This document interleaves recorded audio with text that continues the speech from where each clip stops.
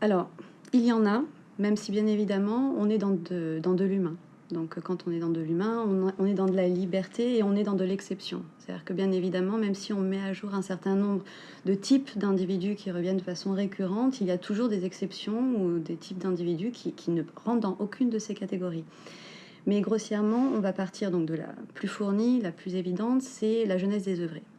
C'est-à-dire le monde de la banlieue avec ses codes, avec sa désespérance socio-économique, avec un ressentiment par rapport à la société. C'est-à-dire que la société est pointée du doigt comme étant à la source de tous les problèmes de ces jeunes. Souvent, il s'agit de jeunes, mais entre parenthèses, si je peux me permettre, j'intègre dans l'idée de jeunes des personnes qui ne le sont pas forcément, mais qui ont un mode de vie qui n'est pas un mode de vie adulte, à savoir pas de stabilité professionnelle, pas de stabilité de logement, pas de stabilité sociale.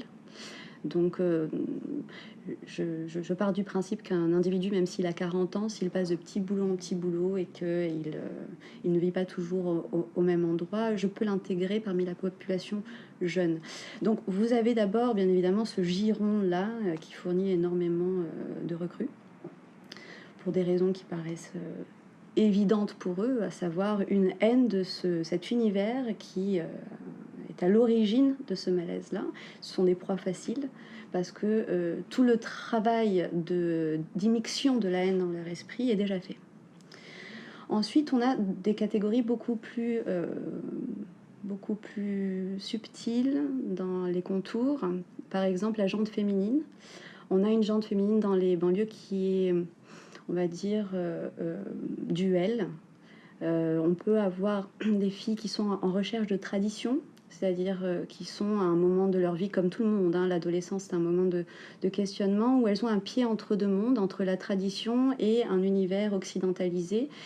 Et quelque part, Daesh vient répondre à deux types de besoins. D'abord, le besoin de ne plus se poser des questions sur la pudeur, admettons, ou autre, parce que justement, c'est très facile, tout est déjà circonscrit.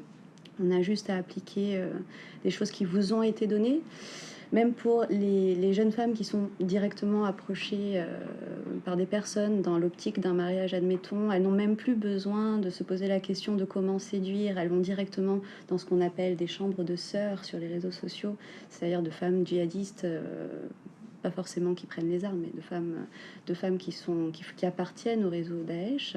Et ce sont ces femmes-là qui donnent les réponses, quoi, donc une sorte de kit à penser, de sorte qu'elles n'aient absolument plus de questions à se poser et qu'elles perdent toute aptitude à réfléchir par elles-mêmes. Donc vous avez ces jeunes femmes qui sont aussi à la recherche de quelque chose qui, dans leur esprit, est en déperdition, c'est la virilité. C'est-à-dire que l'équation est vite faite d'associer virilité et violence. Mais par ailleurs, elles partent du principe que l'homme occidental a perdu sa virilité, étant donné qu'il n'est plus une figure protectrice, et surtout que le mariage n'est plus une promesse pour toute une vie. On a beaucoup de divorces, mettre fin à une relation est très aisé. Donc, part de ce principe-là que la personne qui est capable de mettre sa vie biologique en dessous de ses idéaux, c'est une personne qui est fiable, et c'est là l'incarnation de l'idée de virilité. Donc, elles peuvent partir pour ce genre de raisons-là. On a encore une nouveauté, c'est les questions très développées d'ailleurs par Farhad Khosrow-Khavar de la famille décapitée et de la famille recomposée. Donc ce sont des phénomènes sociaux auxquels on assiste dans nos sociétés modernes occidentales. La famille recomposée, comme son nom l'indique, c'est quand deux personnes qui ont déjà des enfants de leur côté refont leur vie ensemble, et bien souvent il y a une dissolution de l'autorité incarnée par le père. C'est-à-dire que bien souvent l'enfant n'a pas affaire à l'autorité paternelle, mais à l'autorité du beau-père, qui est moins légitime à ses yeux et peut-être moins légitime d'ailleurs aux yeux de sa propre mère. Donc il y a une sorte de dissolution de l'autorité, et l'autorité donc se recrée à travers une autre sphère dans laquelle les parents sont totalement illettrés. Au-dessus de 40 ans, on est beaucoup plus illettré que la jeunesse, c'est Internet. C'est-à-dire que ces repères, ces modèles, on va les chercher sur Internet. Et bien souvent, comme on le sait, Internet a un rôle très particulier et prépondérant dans le cadre des processus de radicalisation. Pour ce qui concerne les familles décapitées, là aussi c'est très étudié par le sociologue Farhad Khosrow-Khavar, c'est plus dans les banlieues que ça s'observe. C'est-à-dire que c'est une famille où le père est absent, et retourner par exemple au pays pour travailler et envoyer de l'argent aux enfants. Et à ce moment-là, c'est le grand frère qui, bien souvent, lui aussi, confond autorité et violence, qui prend le rôle de l'autorité dans la famille et qui, plus faible et moins stable au niveau de ses expériences de vie, peut être amené à côtoyer un islam radical et diffuse ses idéaux, ses aspirations dans le reste de la famille. Donc on a aussi affaire à ce genre de cas de figure-là. Bon, par ailleurs, on a aussi donc des personnes issues des classes moyennes. Pour ce qui concerne la jeunesse, on a quand même un phénomène qui est quand même moins circonscriptible, mais qui existe. C'est cette idée selon laquelle la crise est due aux parents, la crise économique du pays est due aux parents. Donc même si les parents sont très à l'aise, les enfants eux-mêmes n'arriveront jamais à avoir le niveau de vie de leurs parents par leurs propres moyens. C'est-à-dire qu'il faudra toujours qu'ils soient aidés par leurs parents pour avoir un logement digne de ce nom ou une belle voiture ou autre. Et donc, en quelque sorte, partir au djihad, c'est déjà avoir la sécurité de ne pas avoir de trop grandes différences culturelles parce qu'il y a une Little Europa sur place. Je suis une jeune femme de Boulogne, je sais que sur place, je peux trouver un Européen pour me marier. J'ai 19 ans, il en a 19. Allons-y, pas de souci d'ordre culturel. Et on peut mettre entre mes mains les clés d'un 4x4 qui aura été volé à un médecin syrien, les clés d'un appartement qui aura été spolié, confisqué à quelqu'un qui a fui le pays à cause de la guerre. Voilà, c'est pour faire un tour, mais encore une fois, toutes ces catégories ne sont pas exclusives, malheureusement. C'est pour ça que une version de la déradicalisation ne m'apparaît absolument pas envisageable, et 8 non plus d'ailleurs. Il faudra vraiment faire du cas par cas.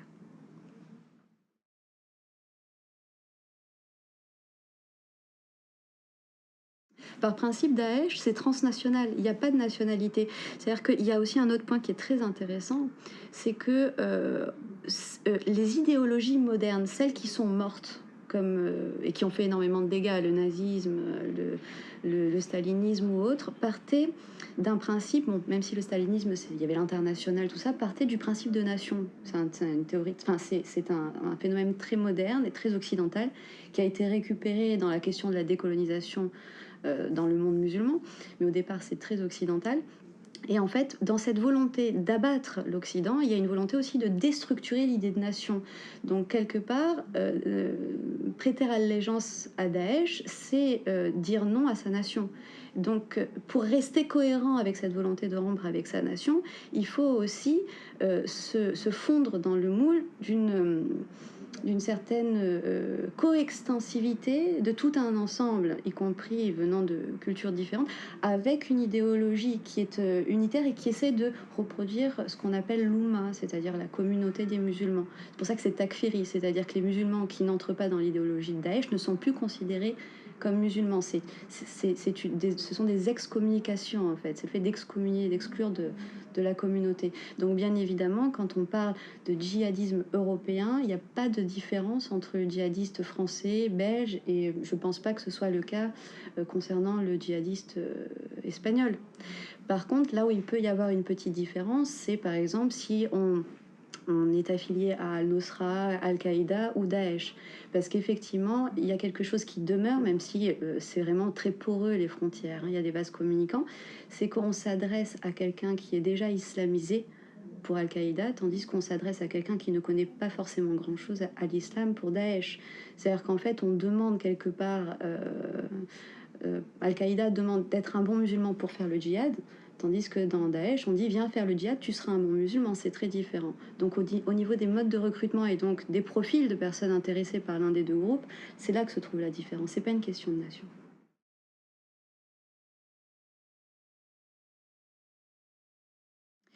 Alors oui, personnellement, dans le cadre de mes recherches, j'ai mis le doigt sur un phénomène qui va certainement être inquiétant. C'est un phénomène inversé par rapport à celui auquel nous avaient habitués les recruteurs de Daesh. C'est-à-dire que vous voyez par exemple des modes de recrutement concernant la gente féminine qui étaient axés donc sur un certain mode pour appâter les candidates qui n'en étaient d'ailleurs pas forcément au départ.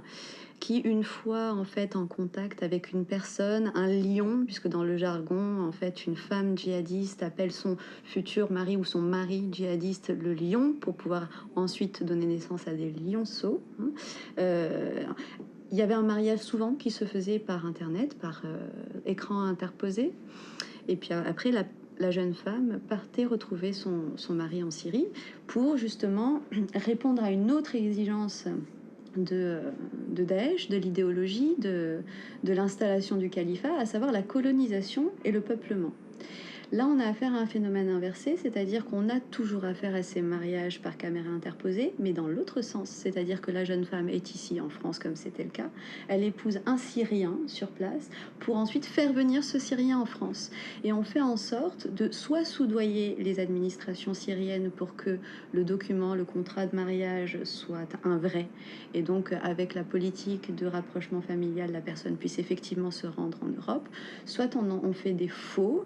Alors j'ai eu l'occasion de voir des faux et apparemment c'est à s'y méprendre. Donc on aura affaire certainement à ce genre de phénomène, avec évidemment un autre phénomène dont on a déjà entendu parler mais qui va malheureusement certainement se démocratiser, c'est la prise des armes par les femmes. Que c'est de plus en plus présent. C'est-à-dire qu'en fait, une idéologie, comme le disait Hannah Arendt déjà à l'époque, contrairement à ce qu'on pense, elle n'est pas dogmatique. Elle est mouvante et elle s'adapte aux contours des réalités et des exigences contextuelles. C'est-à-dire qu'elle se présente comme quelque chose de dogmatique, puisque c'est quelque chose de quasi religieux, c'est une vérité absolue à laquelle on est censé adhérer, qui est tellement bien huilée que d'un point de vue des catégories mentales, un esprit peut véritablement y être emprisonné. Mais elle n'est pas si rigide, puisque si les exigences si les exigences se font jour, on peut l'adapter au nom d'un principe qui lui serait supérieur. Donc c'est le même principe qu'en religion avec la fatwa dans le cadre de l'islam traditionnel, mais là c'est à l'échelle d'une idéologie politisée, politique.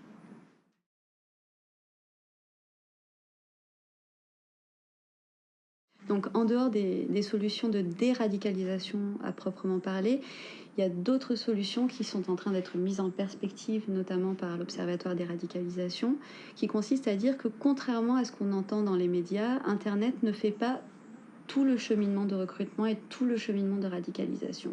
C'est-à-dire que des individus radicalisés, seuls dans leur chambre, avec Internet, sans avoir jamais eu aucun contact avec des membres de réseaux comme Al-Nosra, Al-Qaïda ou Daesh, ça n'existe pas. Et si ça existe, pour l'instant, on n'en a pas eu qui se sont manifestés dans les événements.